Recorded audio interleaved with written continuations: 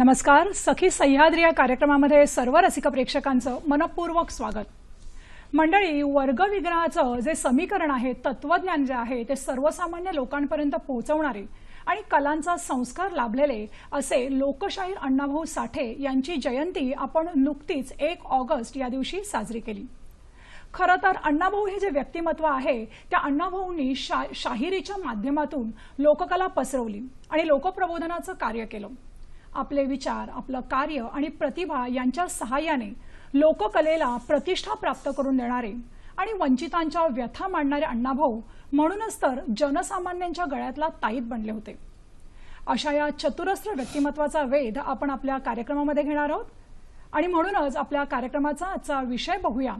आजचा आपला विषय आहे लोकशाहीर अण्णाभाऊ साठे यांच्या विचारांची प्रासंगिकता.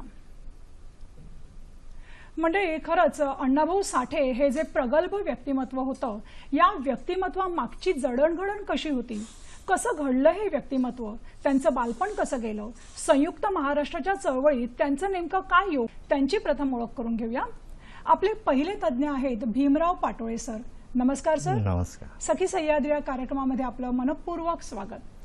सरांबद्दल सांगायचं झालं तर सर, लोकशाहीर अण्णाभाऊ साठे साहित्य कला प्रतिष्ठानचे संस्थापक आणि अध्यक्ष आहेत आणि महत्त्वाचं म्हणजे आपण ज्यांचा जीवनपटात उलगडणार आहोत त्या अण्णाभाऊंची समक्ष 3 वेळा भेटीचा सरांना योग आलेला होता.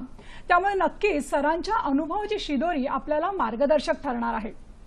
आपले दुसरे तज्ज्ञ आहेत शशिकांत सोनावणे सर. नमस्कार सर. आपलं या कार्यक्रमामध्ये मनपूर्वक स्वागत. सरांबद्दल सांगायचं झालं तर sir Laxmanrao Apte junior college Deccan Pune या ठिकाणी अध्यापनाचं काम करतायत आणि लोकशाहीर अण्णाभाऊ साठे साहित्य आणि कला प्रतिष्ठान या ठिकाणी महासचिव म्हणून देखील काम करतायत. आपल्या दोघांचं या कार्यक्रमामध्ये मनपूर्वक पुन्हा एकदा स्वागत. मंडळी, आजचा विषय पुन्हा एकदा सांगते, लोकशाहीर अण्णाभाऊ साठे यांच्या विचारांची प्रासंगिकता. आपण या संदर्भात आपल्या दोन्ही तज्ज्ञांशी चर्चा करणारच आहोत, परंतु या चर्चेमध्ये आपला सहभागही तितकाच प्रार्थनीय आहे आणि म्हणूनच लगेच आमचे दूरध्वनी क्रमांक टिपायचे. आमचे दूरध्वनी क्रमांक आहे 24908050, 24988050. मुंबई बाहेरील प्रेक्षकांनी तसंच मोबाईल धारकांनी कृपया 022 हा कोड क्रमांक लावायचा आहे. आणि नेहमीप्रमाणे आमच्या 2 महत्त्वाच्या सूचना. कृपया प्रश्न विचारताना आपल्या दूरदर्शन संचाचा आवाज थोडासा कमी ठेवायचा आहे, जेणेकरून आपले प्रश्न आमच्या तज्ज्ञांपर्यंत व्यवस्थितपणे येऊन पोहोचतील. आणि आजचा विषय आपल्याला कळलेला आहे, त्यामुळे आजचे प्रश्न हे विषयाला अनुसरून असावेत अशी नम्र विनंती. कार्यक्रमाला आपण सुरुवात करूया. सर, सुरुवात करताना मला तुम्हाला पाटोळे सर असं विचारायचं आहे की आपण अण्णाभाऊंच्या एकंदर व्यक्तिमत्वाविषयी, त्यांच्या जडणघडणीविषयी चर्चा करणार आहोत. तर त्यांचं एकंदर बालपण, लहानपण कसं गेलं, कसं खडतर होतं का, काय सांगाल तुम्ही आमच्या प्रेक्षकांना? अण्णाभाऊंचा जन्म 1 ऑगस्ट 1920चा. अण्णाभाऊंचं वाटेगाव येथे जन्म झाला. गरिबी ही त्यांच्या 5वीलाच पुजलेली होती. वडील मोलमजुरी करायचे. घर छोटंसं होतं. 4 माणसांचं कुटुंब अण्णाभाऊंचे वडील भाऊराव हे सांभाळत असत. त्याच जन्माच्या वेळी एक योगायोग असा की स्वातंत्र्य चळवळीचे सेनानी लोकमान्य टिळक, ज्यांनी स्वराज्य हा माझा जन्मसिद्ध हक्क आहे आणि तो मिळवणारच ही गर्जना केलेले लोकमान्य टिळक यांचं निधन याच दिवशी 1 ऑगस्ट 1920ला झालं आणि अण्णाभाऊंचा जन्म त्याच दिवशी झाला. हा एक योगायोग. एक क्रांतीसूर्य लोपला आणि दुसरा क्रांतीसूर्य जन्मला असं म्हटलं तर वावगं ठरू नये. त्यांचं बालपण हे सवंगड्यांच्या बरोबर गेलं. त्यांना निसर्गाचं फारच वेड होतं. नदीवर जाणं, गुरं वळणं, सूरपारंबे खेळणं, अशा पद्धतीचं अण्णाभाऊंचं बालपण गेलं. गरिबीत गेलं, पण हसत खेळत गेलं. म्हणजे छान गेलं. छान गेलं. सर सोनावणे सर, मला पुढचा प्रश्न तुम्हाला असा विचारायचा आहे की अण्णाभाऊंचं जे काही लिखाण आहे, साहित्य आहे, त्यामध्ये आपल्याला कम्युनिस्ट प्रेरणा दिसते आणि म्हणूनच अण्णाभाऊ या कम्युनिस्टाचा शोध घेताना आपल्याला थोडंसं त्यांची त्या ज्या परिस्थितीमध्ये ते वाढले त्या परिस्थितीचा अंदाज घेणं खूप महत्त्वाचं आहे. तर ज्या गावामध्ये ते जन्मले, वाटेगाव सांगलीला जे आहे, तर वाटेगाव ते मुंबई हा प्रवास नेमका कसा झाला, काय सांगाल तुम्ही?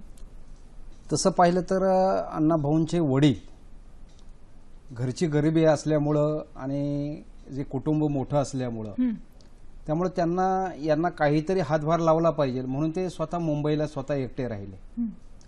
आणि त्या परिस्थितीमध्ये मुंबईला राहत असताना जे काय मिळायचं त्यातला काही भाग ते गावाकडे देऊन आपल्या मुलांना त्या ठिकाणी पालन पोषणासाठी द्यायचे. परंतु जेवढे पैसे भाऊंना त्या ठिकाणी मिळायला पाहिजे होते तेवढे त्यांना तसे मिळत नव्हते. आणि त्या पद्धतीनं गावात सुद्धा वाटेगावामध्ये ही जी कुटुंब होतं ज्यांचं, पत्नी असेल, मुलं असतील, मुली असतील, तर यांचा उदरनिर्वाहाची थोडीशी चणचणच त्या ठिकाणी भासत होती. वेळ आली तर कधी कधी उपास माराही त्यांना त्या ठिकाणी झालेली आपल्याला पाहायला मिळते. आणि म्हणून अण्णाभाऊंच्या पत्नीने भाऊंना आग्रह धरला, त्यांना मुंबईला पत्र पाठवलं, तुम्ही काही करा, आम्हाला सर्वांना मुंबईला घेऊन जा. तशी परिस्थिती नसताना सुद्धा आग्रह जास्त झाल्यामुळं भाऊ स्वतः वाटेगावला आले आणि त्यांनी यांना सांगितलं, ठीक आहे, तुम्हाला मी घेऊन जातो. आणि भाऊ गावात आल्यानंतर त्यांनी त्यांची मुलं, पत्नी यांना सांगितलं की आपल्याला आता मुंबईला निघायचं आहे. पण निघताना परिस्थिती अशी होती की भाऊ मुंबईतून वाटेगावपर्यंत गेले, परंतु या एवढ्या कुटुंबांना घेऊन यायला त्यांच्याकडे जे आर्थिक पैसे पाहिजे होते तेवढे भाऊंकडे नव्हते. त्यामुळे भाऊंनी त्यांना सांगितलं, आपल्याला जायचंय परंतु माझ्याकडे पैसे नाहीयेत, तर आपल्याला या ठिकाणावरचा प्रवास, मुंबईचा प्रवास हा पायी करायचा आहे आपल्याला. आणि ते ठरवलं त्यांनी आणि सगळी मुलं तयार झाली, कारण तशी कष्टाळू मुलं होती, पत्नी सुद्धा कष्टाळू होत्या. आणि त्या पद्धतीने त्यांनी ठरवलं आणि वाटेगावपासून त्यांनी प्रवास चालू केला. हा प्रवास करत असताना त्यांना खूप अडचणी आल्या. प्रत्येक गावामध्ये जे जायचे त्या ठिकाणी रात्र झाली की त्या ठिकाणची जी धर्मशाळा असेल किंवा त्या ठिकाणी चावडी असेल, अशा ठिकाणी हे कुटुंब राहायचं, झोपायचं आणि दुसऱ्या दिवशी परत आपला प्रवास त्या ठिकाणी पायी करायला सुरुवात करायची. काही काही ठिकाण तर त्यांनी काय केले, 2-2 दिवस एका एका गावामध्ये राहिले.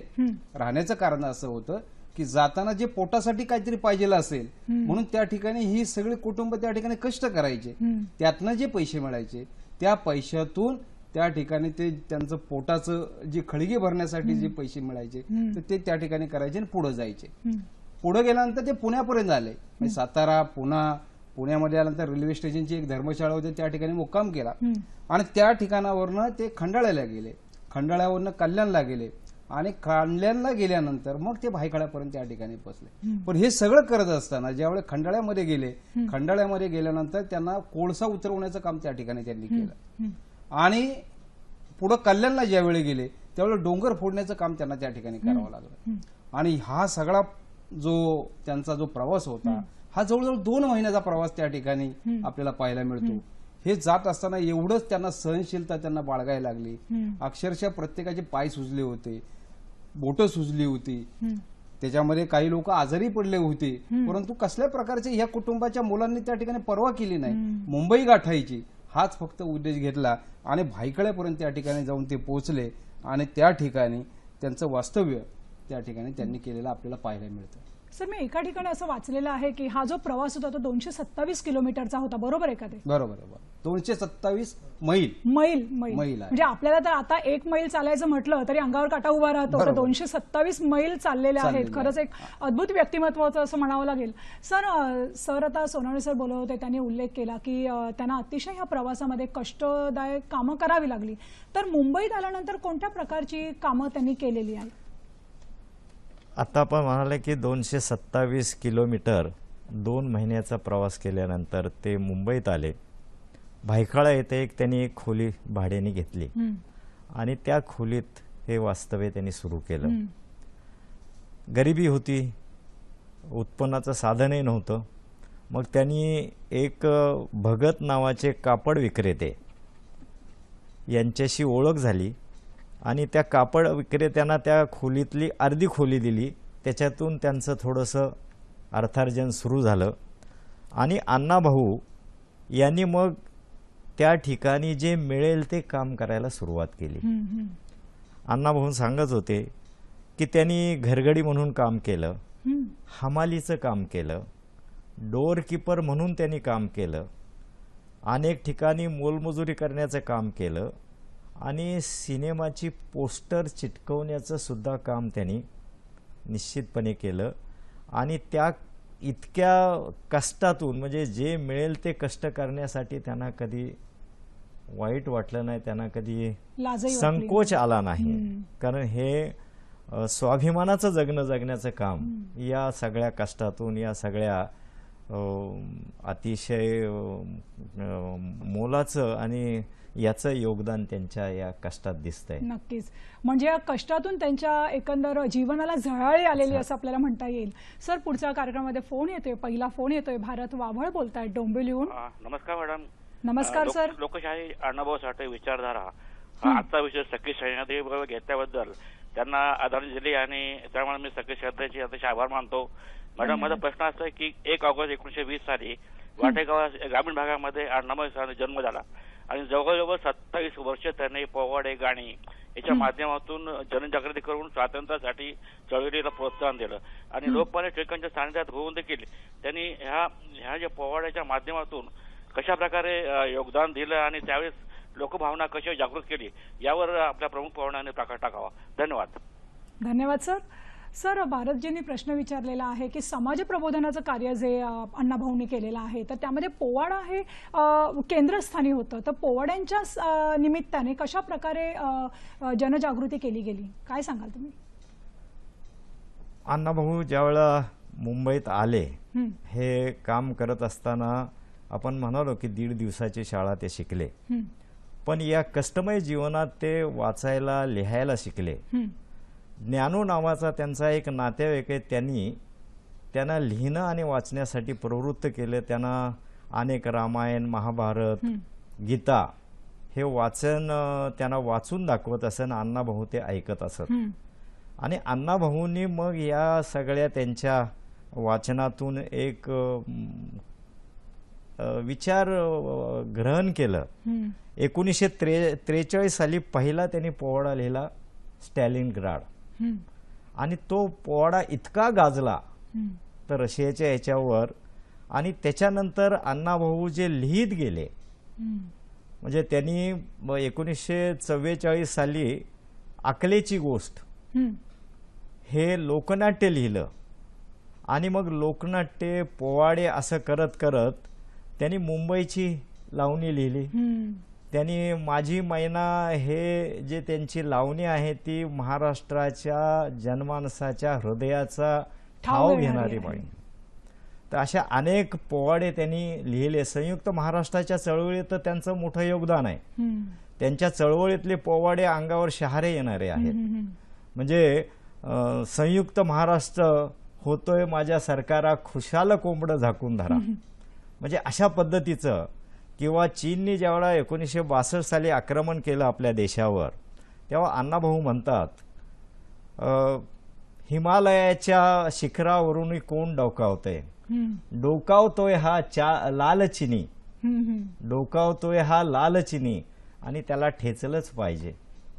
म्हणजे असं राष्ट्रप्रेमाने प्रेरित होऊन जनतेच्या हितासाठी किंवा जनतेच्या मनोरंजनासाठी अनेक पोवाडे, अनेक गीतं त्यांनी सादर केली आणि त्यांचं हे योगदान अतिशय मोलाचं आहे. नक्कीच सर. सोनवणे सर, सरांनी आता सांगितलं त्याचाच धागा पकडून पुढचा प्रश्न मी विचारते की अण्णाभाऊंनी खरं तर लौकिक अर्थाने कोणतंच शिक्षण घेतलेलं नव्हतं आणि त्यांनी एकंदर 1.5 दिवसाची शाळा अनुभवली होती, आता सर म्हणाले. तर या 1.5 दिवसाच्या शाळेची कथा नेमकी काय आहे, काय सांगाल? ती कथा कशी काय घडली? खरं तर आता दादा या ठिकाणी बसलेले आहेत, त्यांनी एक किस्सा सांगितला. अण्णाभाऊ त्यांना भेटलेले. हो हो. त्यावेळी दादांनी त्यांना प्रश्न विचारला होता एकदा, कारण आमची चर्चा नेहमीच होती साहित्याच्या माध्यमातून, की अण्णाभाऊ तुम्ही शाळेत खरंच किती दिवस गेला? तर त्यावेळी त्यांनी उत्तर दिलेलं होतं की मी शाळेत गेलो आणि शाळेतून घरी आलो. म्हणजे एवढंच फक्त त्यांनी सांगितलं. याचं सांगण्याचं कारण असं आहे की अण्णाभाऊंची जे कुटुंब होतं आणि हे सगळे ग्रामीण भागात राहायचे, वाटेगावला राहायचे. आणि अण्णाभाऊंचं वय जवळजवळ 14 वर्षाचं झालं होतं. आणि 14 वर्षाच्या काळामध्ये त्यांना शाळेत जाणं तसं अवघड होतं ते, पण तरीही शिक्षकांचा आग्रह, काही लोकांचा आग्रह, आणि त्यांनी भाऊंना आग्रह केला की तुमच्या मुलाला शाळेत पाठवा. तर अण्णाभाऊ शाळेत गेले. गेल्यानंतर ज्या दिवशी शाळेमध्ये त्यांना दाखल केलं, भाऊंनी त्या ठिकाणी नेऊन त्यांना सोडलं. सोडल्यानंतर त्या दिवशी त्या वर्गातली जी मुलं होती, जी पोरं गावातली होती, त्यांनी त्यांना बाराखडी लिहायला शिकवली. त्यांनी ते करण्याचा प्रयत्न केला, गिरवण्याचा प्रयत्न केला. एक दिवस त्या ठिकाणी गेला आणि अण्णाभाऊ त्या दिवशी घरी आले. दुसऱ्या दिवशी अण्णाभाऊ पुन्हा ह्याच्यामध्ये शाळेत गेले आणि शाळेत गेल्यानंतर शिक्षकांनी त्यांची ती पाटी पाहिली आणि ती पाहिल्यानंतर शिक्षक एवढे चिडले, त्याला अण्णाभाऊंना तर अक्षरशः म्हणले मूर्खा, गाढवा अशा प्रकारचे शब्द वापरले आणि अण्णाभाऊंना तसा खूप राग आला आणि तेच म्हणजे ते चुकीचंच होतं. पण अण्णाभाऊंना तेवढ्यावर ते थांबले नाही, तर त्यावेळी रुळाची पट्टी असायची. ती रुळाची पट्टी घेऊन अण्णाभाऊंना सांगितलं बोटं ठेवा खाली, हात खाली ठेवा, आणि त्या पट्टीने एवढं मारलं की अण्णाभाऊंची बोटं सुजली. अण्णाभाऊ खूप कासावीस झाले, परंतु अण्णाभाऊ म्हटले ठीक आहे, काय हरकत नाही. त्या दिवशी ते दुपारनंतर बाहेर आले. बाहेर आल्यानंतर त्यांचा संताप अनावर झाला होता आणि मधल्या सुट्टीमध्ये अण्णाभाऊ पुन्हा शाळेत गेले आणि शिक्षक शिकवत असताना शिक्षकांचं नजर चुकून एक दगड उचलला आणि तो शिक्षकांकडे मारला. तो जोरात शिक्षकांना लागला आणि त्याच्यानंतर ते लागल्यानंतर अण्णाभाऊंना लक्षात आलं की आता हे आपल्याला सोडणार नाही, म्हणून अण्णाभाऊंनी पाटी उचलली आणि पाटी उचलून जी धूम ठोकली तर परत त्यांनी शाळा पाहिली नाही. हे त्यांचं 1.5 दिवसाच्या शाळेचं रहस्य त्या ठिकाणी आपल्याला पाहिजे. अशी तर ही त्यांच्या 1.5 दिवसाच्या शाळेची कथा आहे. पुढच्या कार्यक्रमामध्ये फोन आलेला आहे. विवेकानंद डोंगरे बोलतायत वर्ध्याहून. डोंगरे सर बोला. कृपया आपल्या दूरदर्शन संचाचा आवाज थोडासा कमी करायचा आहे. केला. हो बोला सर. मॅडम मी काय म्हणतो, मला संयुक्त महाराष्ट्र बद्दल आणि फकीरा कादंबरी जी आहे अण्णाभाऊसाठी त्याच्याबद्दल थोडस काही सांगाल का? नक्कीच सर. सर विवेकानंदजींनी विचारलेला आहे संयुक्त महाराष्ट्र चळवळीमध्ये आपल्या अण्णाभाऊंचं एकंदर योगदान काय होतं, हा त्यांचा पहिला प्रश्न होता. काय सांगाल? संयुक्त महाराष्ट्राची चळवळ सुरू झाली. संयुक्त महाराष्ट्राच्या चळवळीचं नेतृत्व ज्येष्ठ समाजवादी नेते SM जोशी यांनी केलं आणि त्यांच्याबरोबर कॉम्रेड S.A. डांगे, आचार्य आत्रे असे अनेक दिग्गज मंडळी या संयुक्त महाराष्ट्राच्या चळवळीत होती. संयुक्त महाराष्ट्राच्या चळवळीला खऱ्या अर्थानं अधिष्ठान प्राप्त करून देण्याचं काम अण्णाभाऊ साठे, शाहीर अमर शेख आणि गवानकर हे जे शाहीर होते, या शाहिरांनी संपूर्ण महाराष्ट्रभर संयुक्त महाराष्ट्र चळवळीच्या रूपानं हा महाराष्ट्र झाला पाहिजे याच्यासाठी आपल्या शाहिरीने संपूर्ण महाराष्ट्र जागृत करून. SM जोशी त्या ठिकाणी एकदा असं म्हणाले, मी SM जोशींचा पर्सनल म्हणून काम केलेलं आहे म्हणून सांगतो की अण्णाभाऊंच्या बद्दल ते सांगायचे की संयुक्त महाराष्ट्राच्या योगदानात अण्णाभाऊंचं एवढं मोठं काम आहे की त्यांनी आपल्या बुलंद आवाजाने संपूर्ण महाराष्ट्राच्या जनतेला जागृत केलं, तसंच त्या जनतेला त्यांनी वेड लावलं. तर संयुक्त महाराष्ट्राच्या चळवळीतलं त्यांचं योगदान हे फार मोठं आहे. हे मी सांगत असताना त्यांनी अनेक कवनं, अनेक पोवाडे गायले. त्यांची माझी मैना गावावर राहिली ही जी लावणी आहे ती या संपूर्ण महाराष्ट्राचं चित्रण उभी करणारी आणि बेळगाव, डांग, उंबरगाव हे अजूनही महाराष्ट्रात आलेलं नाही याचं दिग्दर्शन करणारी ही. तर त्याचं हे असं होतं की माझी मैना गावावर राहिली, माझ्या जीवाची होती एक आहे. आणि या लावणीने संपूर्ण महाराष्ट्र हा वेडा झालेला होता. असं संयुक्त महाराष्ट्रात त्यांचं जे योगदान आहे. आणि अण्णाभाऊ खूप त्यांना आनंद होत होता की आपण या चळवळीत इतकं मोठं योगदान दिले आणि संयुक्त महाराष्ट्र झाला, महाराष्ट्राचं राज्य निर्माण झालं. पुढचा प्रश्न तुम्ही हा पुढचा प्रश्न त्यांनी असा विचारला होता की अण्णाभाऊंनी जवळजवळ 35च्या वर कादंबऱ्या लिहिलेल्या आहेत. अगदी चिखलातील कमळ, पाझर, आवडी, वारणेचा वाघ. त्यामध्ये फकीरा ही जी कादंबरी आहे त्या कादंबरीला 1961 या साली राज्य शासनाने पुरस्कार देऊन देखील गौरवलेला होता आणि त्याच्यावर चित्रपटही निघालेला होता. सूर्यकांत मांढरेजींनी ती फकीराची भूमिका साकारलेली होती. तर फकीरा या कॅरेक्टरवर थोडासा तुम्ही प्रकाश जोडता का? कशी होती ही भूमिका? फकीरा कादंबरी हे अण्णाभाऊंच्या सर्वोच्च लिखाणाचा केंद्रबिंदू आहे. फकीरा हा उमाजी नायकासारखा शूर, बंडखोर वृत्तीचा, इंग्रज सत्तेविरुद्ध लढणारा, इंग्रज सत्तेच्या विरुद्ध आव्हान उभं करणारा असं एक व्यक्तिमत्व हे फकीराचं होतं. फकीराचं अण्णाभाऊंचं नातंही होतं आणि फकीराची जी कथा आहे त्याच्यावर जो पिक्चर निघाला हे कादंबरी, ही वाटेगाव आणि शिरगाव या 2 गावांच्या वैराची ही कथा आहे. वैर असं होतं की यात्रा असतात, जत्रा असतात गावातल्या, आणि या जत्रामध्ये जोगिनी पळवण्याचा एक प्रकार ग्रामीण भागात असतो. तो अत्यंत शूर अशा लोकांच्या हातून दुसऱ्या शूर लोकांनी त्या पळवण्याचा प्रयत्न करायचा. आणि त्या करत असताना फकीरांचे वडील राणोजी हे तसेच अतिशय शूर, बंडखोर आणि तलवारबाज होते. त्याची आख्यायिका अशी आहे की असं सांगितलं जातं राणोजींनी फकीरांना, फकीराने अण्णाभाऊंना असं की ते जे तलवार गाजवायचे ती तलवार ही राणोजीच्या म्हणजे यांच्या वंशजांना शिवाजी महाराजांनी ही तलवार दिलेली होती याचा त्यांना खूप मोठा अभिमान होता. आणि मग या यात्रेत शिरगाववाल्यांनी राणोजींचं मुंडकं उडवलं. अच्छा सर, आपण ही चर्चा अशी चालू ठेवायचीच आहे, परंतु कार्यक्रमामध्ये पुढचा फोन आलेला आहे. रवींद्र कुडाळकर बोलतायत डोंबिवलीहून. नमस्कार सर. नमस्कार. माझे 3 प्रश्न आहेत. पहिला प्रश्न असा आहे की लोकशाहीर अण्णाभाऊ साठे यांच्या साहित्यातले तत्कालीन विचार सध्याच्या जीवनशैलीमध्ये, धावत्या जीवनशैलीमध्ये युवा पिढीला कसे मार्गदर्शक राहू शकतील आणि त्याचा उपयोग त्यांनी आपल्या आयुष्यात कसा करावा, हा पहिला प्रश्न. दुसरं मला असं विचारायचं सर की त्यांनी परदेशामध्ये, रशियामध्ये सुद्धा अनेक कार्यक्रम केले, परदेशमध्ये अनेक केले. तर एखादा रशियातला किंवा परदेशातला एखादा अविस्मरणीय अनुभव आपण आमच्याशी शेअर करू शकाल का? नक्कीच आवडेल ऐकायला. आणि तिसरा प्रश्न असा आहे की सध्याचे जे शाहीर आहेत, जे कला करतात, एक कलाकार म्हणून त्या शाहिरांनी अण्णाभाऊंकडे आदर्श म्हणून कसं पाहावं? धन्यवाद. धन्यवाद सर. सर, रवींद्रजींनी पहिला प्रश्न विचारलेला आहे की अण्णाभाऊंनी साहित्यामध्ये जे विचार मांडलेले आहेत ते आजच्या पिढीला कशा प्रकारे मार्गदर्शक ठरणार आहेत, कशा प्रकारे विचारांची त्यांची बांधणी होती? अण्णाभाऊ साठे यांचं लिखाणच खऱ्या अर्थाने उपेक्षित, वंचित, कष्टकरी आणि शोषित लोकांच्या संदर्भात त्यांचं लिखाण त्यांनी लिहिलेलं आहे.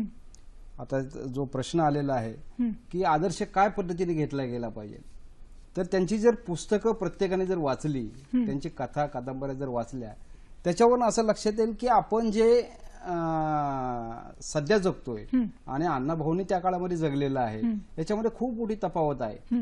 म्हणून अण्णाभाऊंचा जो विचार होता सर्वसामान्य पद्धतीने त्यांनी जो समाजामध्ये जो एक चांगला संदेश दिलेला आहे आणि त्या माध्यमातून ह्या पिढीने एक वाचनाच्या माध्यमातून जरी संस्कृती जरी जोपासली तर वाचन संस्कृती ही चांगल्या पद्धतीने वाढू शकते. चांगले साहित्यिक उभे राहू शकतात, चांगले लेखक त्या ठिकाणी उभे राहू शकतात, असं मला त्या ठिकाणी वाटतं. तुम्ही काय सांगाल सर? नाही, फकीराचं जे आपण त्यांचा एक प्रश्न होता, तर ही त्यांचं राणोजीचं ज्यावेळेला त्यांनी हे पळवली त्यांचं, तेव्हा फकीरा खूपच अस्वस्थ झाले आणि शूर होते. त्याच काळात दुष्काळ, अतिवृष्टीमुळे हा समाज, दलित समाज भुकेने व्याकुळ होऊन अनेक माणसं मरत होती. त्यातल्या फकीराचा जो एक महत्वाचा रोल आहे, हा महत्वाचा रोल असा आहे की तो बंडखोर होता, शूर होता. मग आपल्या लोकांची उपासमार त्याला सहन नाही झाली आणि बेडसगावला इंग्रजांचा खजिना होता. त्या बेडसगावचा इंग्रजांचा खजिना फकीरांनी लुटला. त्यांच्या साथीदाराच्या साह्याने आणि या उपासमार होणाऱ्या आपल्या सर्व बांधवांना त्याचं अन्नधान्य येऊन तो वाटप केला.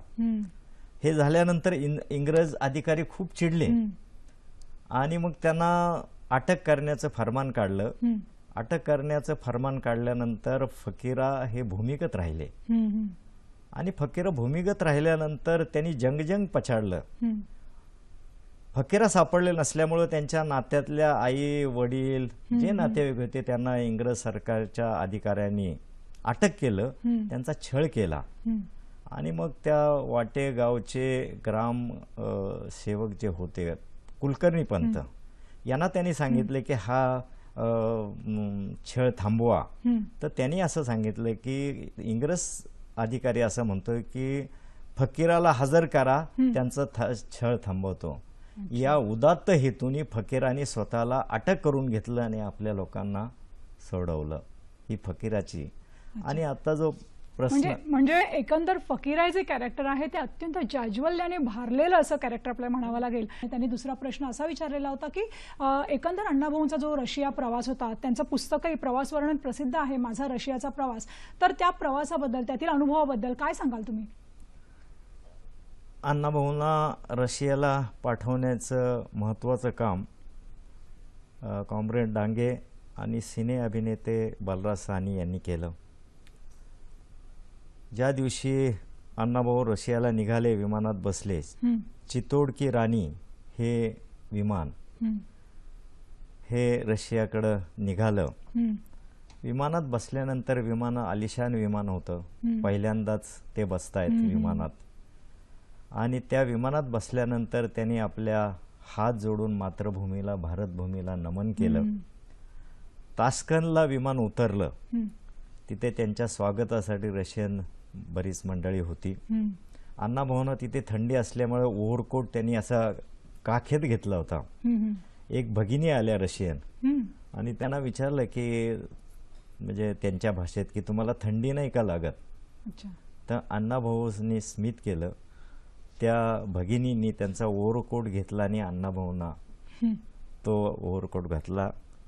रशियात अण्णाभाऊ जाण्यापूर्वी चित्रा नावाची कादंबरी ही रशियन भाषेत छापली गेली होती आणि तिथे अण्णाभाऊंचं या चित्रा कादंबरीच्या बद्दल खूप चर्चा आणि आकर्षण होतं.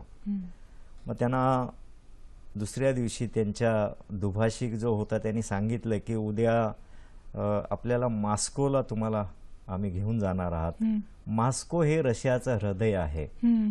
अण्णाभाऊ लगेच म्हणाले, ठीक आहे म्हणाले, दिल्ली पण हे आमचं हृदय आहे. म्हणजे अण्णाभाऊंना देशप्रेम हे इतकं ज्वाज्वल्य होतं. ते एका आलिशान हॉटेलमध्ये राहिलं, त्यांचं वास्तव्य राहिलं. तिथला प्रवास त्यांनी अतिशय स्वच्छ शहरं, अतिशय चांगली माणसं याचा त्यांनी अनुभव घेतला. त्यांचं जे स्वागत तिथं झालं ते भारावून गेले आणि भारताकडे परत येताना त्यांच्या भावना उचंबळून आल्या आणि ते भूतकाळात गेले की 227 मैलाचा प्रवास करून पायाला त्रास होताना 2 महिने लागले आणि मी आता एका मिनिटाला 10 किलोमीटर या विमानात प्रवास करतोय. एक किस्सा आहे त्यांनी मला स्वतःला सांगितला होता. म्हणजे हा एकंदर एक वेगळा अनुभव होता त्यांच्यासाठी. सर, कार्यक्रमामध्ये पुढचा फोन येतोय.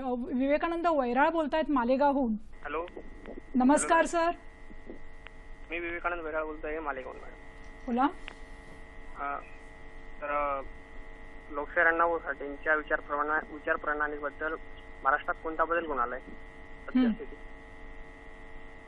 धन्यवाद सर. सर, विवेकानंदजींनी असा प्रश्न विचारलेला आहे की अण्णाभाऊंची जी विचार प्रणाली होती त्याने कोणता परिणाम आपल्या एकंदर देशामध्ये घडून आलेला आहे, काय सांगाल तुम्ही? आता तसं पाहिलं तर अण्णाभाऊंनी जे लिखाण केलंय हे लिखाणच मुळात लोकांना प्रेरणा देणार आहे आणि याच्यामुळं खूप असे साहित्यिक तयार झाले, खूप लेखक तयार झाले माझ्या माहितीनुसार तर जवळजवळ 50-100च्या वरती लोकांनी अण्णाभाऊ साठेंवरती पीएचडी सुद्धा केलेली आहे. म्हणजे पीएचडीचा विषय सुद्धा अण्णाभाऊ साठे त्या ठिकाणी होऊ शकतात की अशा पद्धतीचं त्या ठिकाणी आपल्याला पाहायला मिळते. त्यामुळं अण्णाभाऊ साठेंचं लिखाण जे आहे ते खरोखरच प्रेरणादायी आहे आणि सध्याच्या तरुणाच्या माध्यमातून हे खरोखर चांगल्या पद्धतीचं त्यांचं लिखाण आहे असं मला वाटतं. प्रेरणादायी म्हणता येईल प्रेरणादायी. सर, तुम्हाला मला प्रश्न असा विचारायचा आहे की अण्णाभाऊ हे आपल्या जगाला साधारणपणे लोकशाहीर म्हणून माहिती आहेत, परंतु त्यांनी तितक्याच सक्षमतेने कथा आणि कादंबऱ्या देखील लिहिलेल्या आहेत आणि 1.5 दिवसाची शाळा शिकून इतकं सकस साहित्य ते कसं निर्माण करू शकले, या साहित्याबद्दल तुम्ही काय सांगाल? अण्णाभाऊंनी विपुल लिखाण केलं आणि अण्णाभाऊंच्या लिखाणाचा एकच महत्त्वाचा धागा असा आहे की त्यांनी जे लिखाण केले ते मानवतावादी विकास, मानवता हा केंद्रबिंदू ठेवून जे पिचलेले गरीब, दलित, कष्टकरी यांच्या जीवनाला फुंकार घालण्यासारखं लिखाण त्यांनी केलं. 35 कादंबऱ्या लिहिल्या, त्याच्यातल्या 32 कादंबऱ्या या प्रकाशित झाल्या आणि त्या दर्जेदार झाल्या. त्यांनी कथासंग्रह लिहिले, कथातून त्यांनी जे वंचित, उपेक्षित आणि कष्टकरी नायक, समाजातले नायक उभे केले त्यांच्या कथातून, कादंबऱ्यातून. आणि मी आता सांगितलं फकीरा हे सुद्धा एक असं हे आहे. असे अनेक त्यांनी नायक उभे केले. ते लढले, समाजाच्या वर जो अन्याय अत्याचार आहे त्याच्या विरुद्ध लढण्याचा बळ देणारं त्यांचं लिखाण हे त्यांनी केलं. आणि त्या लिखाणातून, त्यांच्या साहित्यातून त्यांनी एक संदेश दिला की स्वाभिमान, राष्ट्रप्रेम आणि बंधुभाव आणि समानता ही तत्वे त्यांनी लोकांच्याकडं संदेशद्वारे दिली आणि लोकांना प्रवृत्त केले की या विचारांनी आपण वागलं पाहिजे. अण्णाभाऊंचं खऱ्या अर्थानं कौतुक असं आहे की जे उच्च शिक्षित आहेत, अनेक डिग्र्या ज्यांनी घेतलेल्या आहेत, असे लोक अतिशय चांगलं साहित्य लिहू शकतात कारण त्यांची बुद्धिमत्ता, त्यांचं शिक्षण, त्यांच्या पदव्या. परंतु आपण आता चर्चा करताना किंवा प्रचलित आहेच की 1.5 दिवसाची शाळा शिकलेले अण्णाभाऊ साठे हे इतक्या उच्च प्रतीचं लिखाण करू शकतात. त्याच्यातला त्यांचा या देशावरचं प्रेम, जनतेवरचं प्रेम, गरीब आणि कष्टकऱ्यांच्या बद्दलच्या आणि स्वतः जगलेली, जे स्वतः जगले, गरिबीचे चटके बसले, जे अनेक म्हणजे बूट पॉलिश करण्यापासून मी सांगितलं की अनेक उद्योग केले, हे सगळं अनुभव त्यांनी आपल्या साहित्यात मांडलेले आहेत. नक्कीच सर, आपल्याला कार्यक्रमामध्ये पुढचा फोन येतोय. डॉक्टर वीस महाजन बोलतायत तासगावहून. नमस्कार सर. नमस्ते, मी डॉक्टर वीस महाजन बोलतोय. नमस्कार. अण्णाभाऊ साठेंचे विचार जे आहे त्या विचारामध्ये आज या राखीव जागा दिल्या जातात आणि यांना जी जातीयता वाढत चाललेली आहे, याबाबत अण्णाभाऊ साठेंचं काय मत होतं? ते देव मानत होते का? ते आस्तिक होते का नास्तिक होते? आणि या जातीवादाबद्दल त्यांचे साहित्यातून काय विचार प्रकट होता? स्त्रीबद्दल त्यांची काय भूमिका होती? त्या श्रमिक वर्गाबद्दल हिताबद्दल, शोषण होते, शोषण मुक्तीबद्दल त्यांचे काय विचार होते? याबद्दल जरा चर्चा करावी. धन्यवाद. धन्यवाद डॉक्टर. सर, काय सांगाल तुम्ही त्यांच्या प्रश्नाला, काय उत्तर द्याल? अण्णाभाऊंचं संपूर्ण लिखाण, आता त्यांनी जो प्रश्न विचारला त्याच्याशी निगडीत आहे. स्त्री समानता, स्त्रियामध्ये जो समानतेचा धागा आहे तो अण्णाभाऊंनी त्यांच्या अनेक कथा कादंबऱ्यातून, म्हणजे वैजयंतासारखी ही त्यांची कादंबरी, त्याच्यावर चित्रपटही निघाला होता. म्हणजे स्वाभिमान आणि स्त्रियाच्या संबंधातलं त्यांचं जे लिखाण आहे हे शोषितांच्या ह्याच्यात त्यांनी असं सांगितलंय की जसं आपण सांगितलं की आचार्यात्र्य म्हणाले की जगण्यासाठी लढणाऱ्या माणसांची कथा अण्णाभाऊ लिहितात. हे शोषितांचंच त्यांनी हे केलेलं आहे की शोषितांच्या विरोध. आणि आपण जे म्हणाला की मुंबईची लावणी आहे की हे एक श्रीमंत प्रचंड दरी आणि एक खाई, गरिबीची खाई, याच्या विरुद्ध मुंबईच्या लावणीच्या संदर्भातले त्यांनी जे सांगितलेलं आहे की शेअर बाजारवाले सट्टेबाज हे किती पैसे जमवतात, किती हे ऐशारामी जगतात, आणि परळ आणि लालबाग या ठिकाणच्या लोकांची मजुरी त्यांचे 2 वेळचं पोट भरण्या इतकी आहे. म्हणजे अण्णाभाऊंना त्यावेळेला मला वाटतं एका मुंबईमध्ये 2 मुंबई दिसल्या होत्या. एक तर मुंबापुरी म्हणजे आणि दुसरी म्हणजे परळला राहणारी जी सामान्य जनता आहे, आणि खूप विसंगती त्यांनी म्हणजे ह्याच्या अगोदर मला वाटतं पठ्ठेबापूरावांनी पण मुंबईची लावणी लिहिली होती, पण सुरेख होती, पण यांची लावणी एक वेगळी आपल्याला वाटली किंवा जाणवली असं म्हणता येईल. आणि मग ह्या शोषितांच्या विरोधात त्यांनी बरोबर बरोबर आणि त्यांनी शिकवलं की बंड करा. करेक्ट. शोषितांच्या श्रमिकांच्यावर अन्यायहोरांच्या विरुद्ध बंड करा. आणि मग श्रमिकांच्या साठीच त्या लावणीचा अर्थ आहे की श्रमिक नसतील, काम करणारे नसतील तर ऐशारामी माणसं जगू शकत नाही. एवढा संदेश त्यांनी आपल्या लिखाणातून दिला. धन्यवाद सर. सर सोनवणे सर, मला तुम्हाला असा प्रश्न विचारायचा आहे की स्वातंत्र्य मिळाल्यानंतर दुसऱ्याच दिवशी अण्णाभाऊ म्हणाले होते, देश की जनता भुकी है, यह आजादी झुटी है, देश की जनता भुकी है. म्हणजे याच्यावरनं एकंदर असं दिसतं की त्यांचं जे आंदोलन होतं ते एखाद्या भागापुरतं सीमित नव्हतं, तर ते देशव्यापी होतं, राष्ट्रव्यापी होतं. तर या आंदोलनाबद्दल तुम्ही काय सांगाल, आणि किंवा एकंदर त्यांनी स्वातंत्र्य चळवळीमध्ये जो सहभाग घेतला होता त्याच्या मागे कोणाचा प्रभाव होता, काय सांगाल तुम्ही? मुळातच जवळजवळ अण्णाभाऊ साठे हे 49 वर्ष त्या ठिकाणी जगले, आणि त्यांच्या त्या आयुष्यामध्ये जर पाहिलं असेल आपण तर त्यांनी 4 आंदोलनं त्या ठिकाणी घेतली. 4 आंदोलनामध्ये त्यांचा सहभाग होता. एक म्हणजे स्वातंत्र्याचं आंदोलन असेल, कामगारांचे आंदोलन असेल, संयुक्त महाराष्ट्राच्या आंदोलन असेल, आणि दुसऱ्या स्वातंत्र्यासाठीचा जो विषय आता आहे ती आंदोलन असेल. आता आंदोलन करण्याचा उद्देश असा असतो की माझ्या सर्वसामान्य जनतेला काहीतरी चांगल्या गोष्टी मिळाल्या पाहिजे, आणि त्या पद्धतीने जर अपेक्षित नाही झाले त्यामुळे त्यांनी ते स्टेटमेंट त्या ठिकाणी वापरलेलं आपल्याला पाहायला मिळते. परंतु अण्णाभाऊ साठे हे मुळातच कम्युनिस्ट विचारांचे त्या ठिकाणी होते, आणि त्यामुळे त्यांच्या त्या आंदोलनामध्ये त्यांनी खूप त्या ठिकाणी एवढं योगदान दिलं होतं. त्याच्यातलं एक उदाहरण पण सांगता येईल की विदर्भामध्ये जे आता संयुक्त महाराष्ट्राच्या चळवळीमध्ये म्हणजे जे चटके त्यांनी भोगलेले आहेत, आणि त्या ठिकाणी विदर्भाच्या आंदोलनामध्ये सुद्धा त्या ठिकाणी विदर्भामध्ये ज्यावेळी गेले प्रचारासाठी वगैरे याच्यासाठी, तर त्यावेळेस सुद्धा त्यांना 3 महिने त्या ठिकाणी अटक केली गेली की त्यांनी जे पोवाडे वगैरे हे जे गायले तिथं, आणि ती त्या ठिकाणी झालेलं वातावरण या दृष्टीने म्हणजे पोवाड्यामध्ये ह्याच्यामध्ये किती ताकद असते ती त्यांनी त्या ठिकाणी दाखवून दिलेली चळवळीच्या माध्यमातून. आणि या माध्यमातून त्यांच्यावरती जो पगडा तुम्ही सांगितला गेलाय, तर त्यांनी मार्क्सचा लेनिन याचा जो अभ्यास केला होता तो त्यांचा महत्वाचा पगडा त्यांच्यावर होता.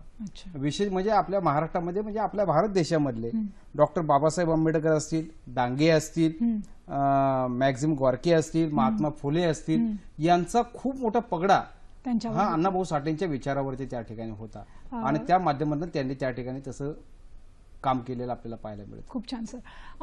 पटोळे सर, मला तुम्हाला पुढचा प्रश्न असा विचारायचा आहे की तुम्ही अण्णाभाऊंशी 3 वेळा समक्ष तुमची भेट झाली होती, भेटीचा योग आलेला होता म्हणता येईल. तर ही भेट कशी होती, किंवा त्या भेटीमध्ये नेमकं कोणतं बोलणं झालं, काय चर्चा झाली, काय सांगाल? संयुक्त महाराष्ट्राच्या चळवळीच्या वेळेला त्यांचं जे योगदान आहे ते मोठं होतं. पुणे शहरात त्या समितीची एक मोठी परिषद होती, आणि मी कार्यकर्ता म्हणून त्या परिषदेच्या नियोजनात भाग घेत होतो. व्यासपीठावर अति महत्वाचे जे नेते होते त्यांना सोडण्याची जबाबदारी माझ्यावर होती. आणि ताई, मला आश्चर्य वाटेल की अण्णाभाऊ आले, मी त्यांचं साहित्य वाचलेलं होतं, प्रत्यक्ष त्यांना पाहिलं नव्हतं. अण्णाभाऊंचं व्यक्तिमत्व इतकं साधं आणि निर्गर्वी असं त्यांचं व्यक्तिमत्व होतं. मी त्यांना अडवलं आणि त्यांना सांगितलं, तुम्ही वर जाऊ नका, मला फक्त इथून जे महत्वाचे नेते त्यांना सोडायचं आहे. अण्णाभाऊने माझ्याकडे पाहिलं, स्मित केलं, बाजूला थांबले. 10 मिनिटांनी डांगे, SM जोशी आणि आचार्य यात्रे, SM जोशी आले होते. तर अण्णाभाऊ शेजारी उभे होते. अण्णाभाऊला विचारले, अण्णाभाऊ तुम्ही स्टेजवर का नाही गेलात? तर म्हणाले, हे तुमचे कार्यकर्ते इथं उभे आहेत, त्यांनी मला सांगितलं की अति महत्वाच्या नेत्यांना तिथं. SM मला म्हणाले, अरे हे अण्णाभाऊ आहेत. मी त्यांना सॉरी म्हणालो, सन्मानाने त्यांना वर घेऊन गेलो. ही माझी पहिली भेट. म्हणजे ही भेट तुम्हाला अविस्मरणीय ठरली असं म्हणताय. सर, कार्यक्रमामध्ये पुढचा फोन येतोय. अशोकजी बोलतायत कोल्हापूरहून. नमस्कार सर, बोला. नमस्ते. अशोक आर्टेकर कोल्हापूरवरून बोलतो. हो सर, बोला.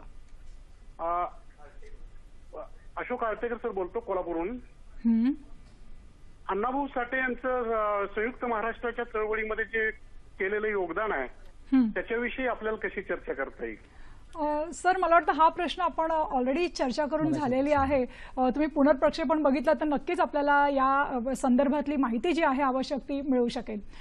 सर, पुढचा प्रश्न मला दुसरी भेट माझी त्यांच्या शेवटच्या 4-5 कथा कादंबऱ्या या भगवंत साळवे आणि खोपकर यांनी प्रसिद्ध केल्या. भगवंत साळवे हे माझे मित्र आणि शेवटच्या कादंबऱ्या लिहिताना अण्णाभाऊंना पुणे शहरातल्या जंगली महाराज रस्त्यावरच्या एका लॉजमध्ये ते मुक्कामाला ठेवायचे आणि त्यांच्याकडून त्या कादंबऱ्या लिहून घ्यायचे. एके दिवशी अण्णाभाऊंना त्यांनी घरी जेवायला बोलवलं आणि मला त्यांनी सांगितलं की अण्णाभाऊ माझ्याकडे जेवायला येणार आहेत, तुम्ही या. मला आनंद वाटला, कारण ही माझी दुसरी भेट होती का अण्णाभाऊंचं व्यक्तिमत्व. मी गेलो अगोदर त्यांच्या आणि अण्णाभाऊ आले.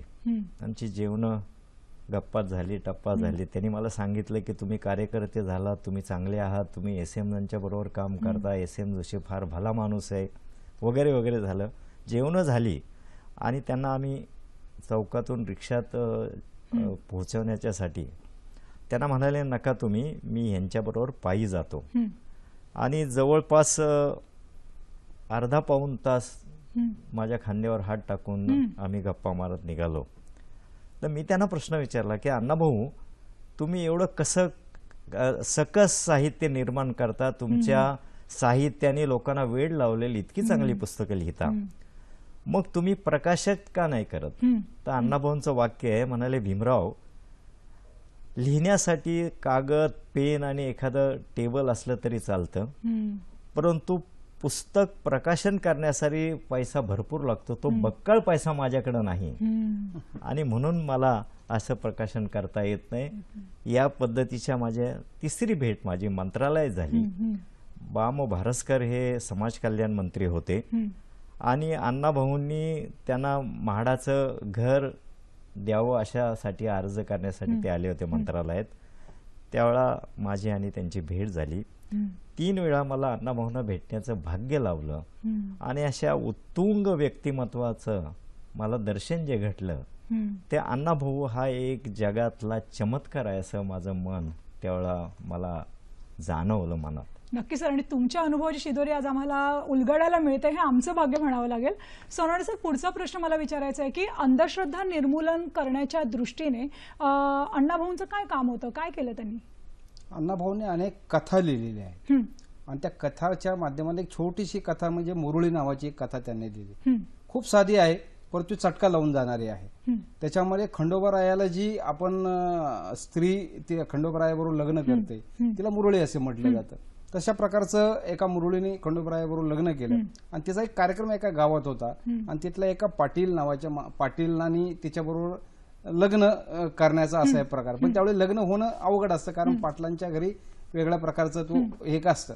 तर हे वाड्यामध्ये ती खेड्या म्हणजे आपल्या शेतामध्ये तिला ठेवलं आणि त्यानंतर काही दिवस ते दोघे चांगल्या प्रकारचे राहायला लागले. परंतु पाटलाच्या घरची जी पहिली पत्नी होती तिला मूलप्राप्ती होत नव्हती, पुत्रप्राप्ती होत नव्हती. तर त्यावेळी ते खूप नाराज होते पाटील. परंतु ह्या मुरळीने काय केलं, एक देवाला नवस केला. आता ही नवस बिवस ही सगळी प्रक्रिया आहे दाखवण्याची, कारण याला कुठेतरी फाटा द्यायचा आहे म्हणून. तर त्यावेळी तिने नवस केला की माझ्या पाटलाच्या पहिल्या पत्नीला पुत्रप्राप्ती होते, मला जे काय होईल पुत्र मुलगी जर झाली तर मी देवाला ती देवाबरोबर लग्न लावून देईल अशा प्रकारचं तिने सांगितलं.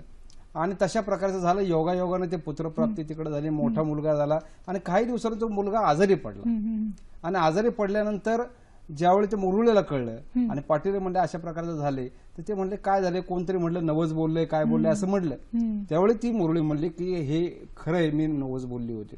त्यावेळी तिने तिच्या मुलीला सांगितलं, तिला मुलगी झाली होती, की असं असं झालेलं आहे, आता तुला देवाबरोबर लग्न करायला लागणार आहे. तर त्यावेळी त्या मुलीनी तिच्यावरती झालेले सावित्रीबाई फुलेंचे संस्कार जे आहे तर ती मुलगी तिच्या आईला म्हणते, मुरळीला म्हणते की अशा प्रकारचं जर असेल की देव तुझा पती असेल तर तो माझा कोण लागला, तर ते म्हणले तुझे वडील. तू जर म्हणत असेल वडिलांबरोबर लग्न करायचं मी तयार आहे. म्हणजे सांगायचं तात्पर्य ही एक कथा आहे, पण अण्णाभाऊंनी अंधश्रद्धेला फाटा दिला. म्हणजे खूप छान पद्धतीने मुरळीने हे सगळं सांगितलेलं आहे. सर, आपली चर्चा खरंच खूप छान रंगते, परंतु आपल्याला वेळेची थोडीशी मर्यादा आहे. शेवटी जाता जाता तुम्ही पाटोळे सर आम्हाला काय सांगाल, अगदी थोडक्यात काय सांगाल? अण्णाभाऊंच्या बद्दल खूप सांगण्यासारखे, वेळ अपुरा आहे आपल्याला. आम्ही लोकशाहीर अण्णाभाऊ साठे साहित्य प्रतिष्ठानच्या वतीने आम्ही राग जाधव समीक्षक होते, त्यांच्या हस्ते उद्घाटन केलं. अण्णाभाऊंचं साहित्य, अण्णाभाऊंचे विचार लोकांच्यापर्यंत पोहोचवण्याचं सातत्याने आम्ही प्रयत्न केला. अण्णाभाऊ साठ्यांना भारतरत्न मिळावं आमची मनोमन इच्छा आहे. देशातल्या, महाराष्ट्राच्या तमाम लोकांना अण्णाभाऊंच्या बद्दल जो एक आदर आहे, त्यांची जी उंची आहे, त्यांनी जे योगदान दिलेले आहे सर्वंकष, मी सांगितलं की मानवतावाद हा एकमेव विचार त्यांनी जगाला दिला, आपल्या देशाला दिला, आणि जगाच्या 14 भाषेत त्यांचं भाषांतर साहित्याचं झालं आहे. हा चमत्कार आहे. इतका मोठा लेखक, साहित्यिक, याचं खऱ्या अर्थानं गौरव व्हावा म्हणून आम्ही प्रयत्न करतोय. आम्ही माजी राष्ट्रपती प्रतिभाताई पाटील यांना ज्यावेळेला आम्ही निवेदन दिलं राजभवनला, त्या खुश झाल्या आणि त्यांनी सांगितलं की हा अण्णाभाऊ फार मोठा माणूस होता.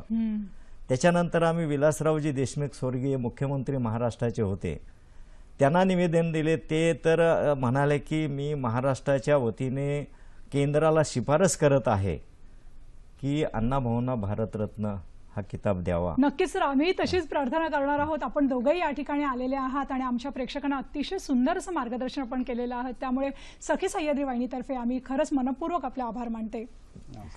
तर मंडळी, पुन्हा भेटूया एका नव्या विषयासह. तोपर्यंत पाहत रहा सखी सह्याद्री.